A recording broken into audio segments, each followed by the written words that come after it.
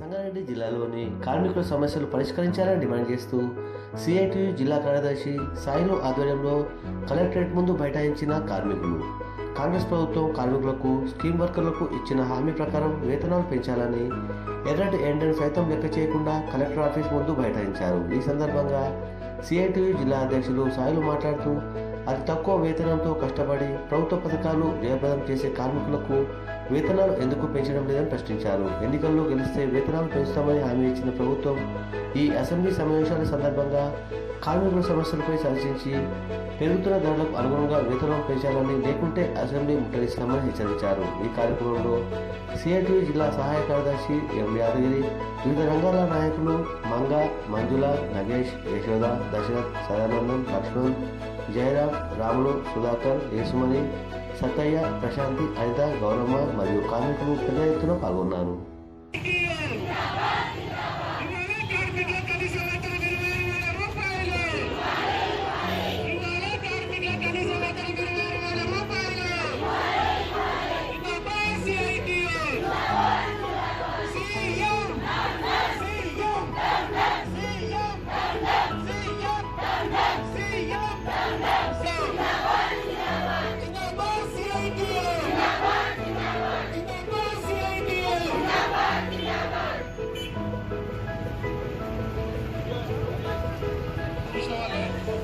మున్సిపల్లో టీచర్లు ముంగడికి రావాలి, వీళ్ళందరూ కూర్చోవాలి.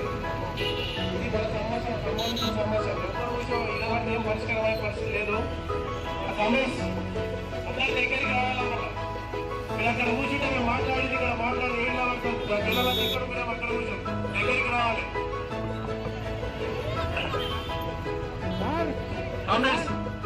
ఈరోజు రాష్ట్ర ప్రభుత్వం అంగన్వాడీ, ఆశా, గ్రామ పంచాయతీ, వివోఏ, మధ్యాహ్న భోజనం, హాస్పిటల్, మెడికల్, ట్రాన్స్పోర్ట్ రంగాల కార్మికులకు గత 2.5 సంవత్సరాల క్రితం ఈ కార్మికులు అనేక రకాల సేవలు చేస్తూ ఉన్నారు. కష్టపడి పనిచేస్తున్న వేతనాలు గత ప్రభుత్వం పట్టించుకోలేదు. మా కాంగ్రెస్ ప్రభుత్వం అధికారులకు వస్తే తప్పకుండా ఫిక్స్డ్ వేతనం చేస్తాం, కనీస వేతనం అమలు చేస్తాం, ఈఎస్ఐ పిఎఫ్ ను అమలు చేస్తామని చెప్పేసి ఇప్పుడున్న ప్రభుత్వం ఎన్నికల్లో హామీ ఇచ్చి 2 సంవత్సరాలు పూర్తయినా ఇప్పటిదాకా అమలు కావట్లేదు. అందుకే రాష్ట్ర వ్యాప్తంగా ఉన్న రంగాల కార్మికులకు మీరు ఏదైతే ఎన్నికల సందర్భంగా హామీ ఇచ్చారో ఆ హామీని రేపు 16వ తారీఖు నాడు జరిగే అసెంబ్లీ సమావేశాల్లో చర్చించాలి.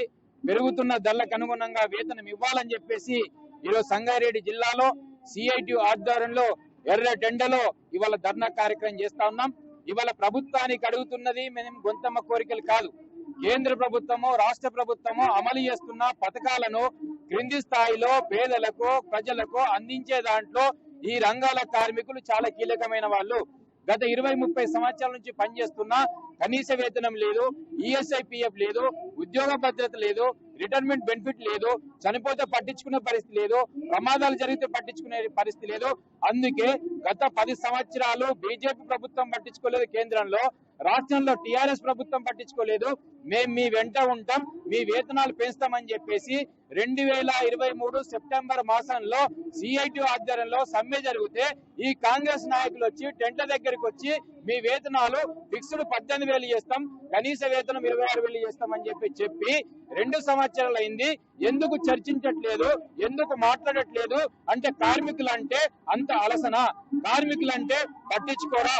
ఈ రోజు గ్రామాలలో పనిచేస్తుంది కార్మికులు, ఇవాళ గర్భిణీ స్త్రీల కోసం హాస్పిటల్ తీసుకుపోతుంది కార్మికులు, ఇవాళ హాస్పిటల్లో పనిచేస్తుంది కార్మికులు, గ్రామాల్లో అద్దంలాగా తయారు చేస్తూ మురికి కాలువలు తీస్తున్నది కార్మికులు. మరి వాళ్ళ వేతనాలు అడుగుతున్నాం కదా, వాళ్ళకి సౌకర్యాలు కల్పించాలని అడుగుతున్నాం కదా. అందుకే కనీస వేతనం ఇచ్చేదాకా ఒకవేళ ఈ 16వ తారీఖు నాడు జరిగే అసెంబ్లీ సమావేశాల్లో 119 మంది ఎమ్మెల్యేలు ఉన్నారు. ఈ రాష్ట్రంలో 5 లక్షల మంది కార్మికులు ఉన్నారు. మీకు అందరికి ఓట్లేసారు, మీకు ఓట్లేస్తే మా బతుకులు మారుతాయని చెప్పారు. ఇప్పుడు బతుకులు మార్చకుండా ఓట్ల గురించి ఇవాళ వేతనాల గురించి చర్చించకుండా అసెంబ్లీలో మాట్లాడితే సరైంది కాదు. 16వ తారీఖు నాడు జరిగే అసెంబ్లీ సమావేశాల్లో మొదటి రోజే కార్మికుల మీద చర్చించాలి, వేతనాలు పెంచుతామని చెప్పేసి హామీంచాలి. లేకైతే ఖచ్చితంగా బడ్జెట్ సమావేశాలలో హైదరాబాద్ వస్తాం, మీ తడాకేందో మా తడాకేందో చూసుకోవడానికి కార్మికులు సిద్ధంగా ఉన్నారని చెప్పేసి హెచ్చరిస్తా ఉన్నాం.